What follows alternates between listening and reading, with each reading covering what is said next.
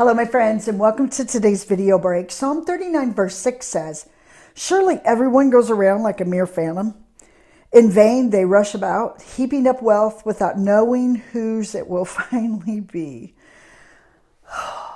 This gives me a breath of fresh air because he's talking about, Lord, show me how fast my life goes by. Show me the number of days. Because one of the things that can get in the way of allowing our days to be just filled with surely goodness and mercy will follow me all the days of my life, or purpose and planning and finding what's significant in life is definitely this thing called wealth.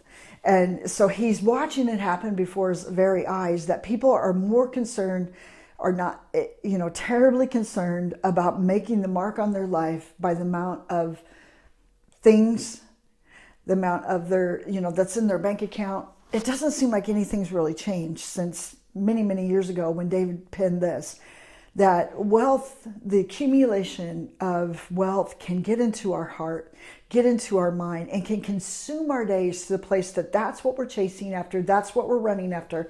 And he's saying, help them to see, Lord, that it's not going with them, that it ends right there at the grave, that their wealth isn't following them, the significance isn't going anywhere. And it's amazing to me that how quickly we can become consumed. And don't you remember the rich young ruler that, Jesus was saying he wanted to follow Jesus, but he told him to go sell all that he had and give to the poor, and he couldn't do it. And so there's something that gets in the heart, our heart, if we're not careful. And that's why I believe David wanted to know, show me the end of my life here, so that when I chase after my life, I can chase after the things that are going to matter that day. And isn't it relationships?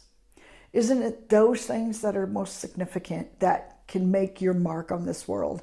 The impact that you can make on someone else, walking with other people, talking, building into other people, believing in other people, equipping other people, empowering other people. Those are the things that are going to matter in the end, not your bank account, not how many, boats that you have, not the accumulation of stuff that's not where the significance is. But David understood that people were chasing after those things. And I think he himself wanted to not get caught up in it. So he wanted God to give him a vision of when it was all going to end. Wow, that's a bold thing to ask. I keep coming back to that verse because it's very bold. So what do you want your life to mean? What's the significant thing in your life that you're chasing after? And what's it going to be remembered after you're gone? What do you want to be remembered for? That's what the psalm is all. It seems like it's very significant in that matter. Is it going to matter? Is your bank account going to matter? What you've done with the resources of God, most definitely. Most definitely. And so I'm not saying that wealth is a bad thing, but what are you doing with the wealth? Is it what you're chasing after?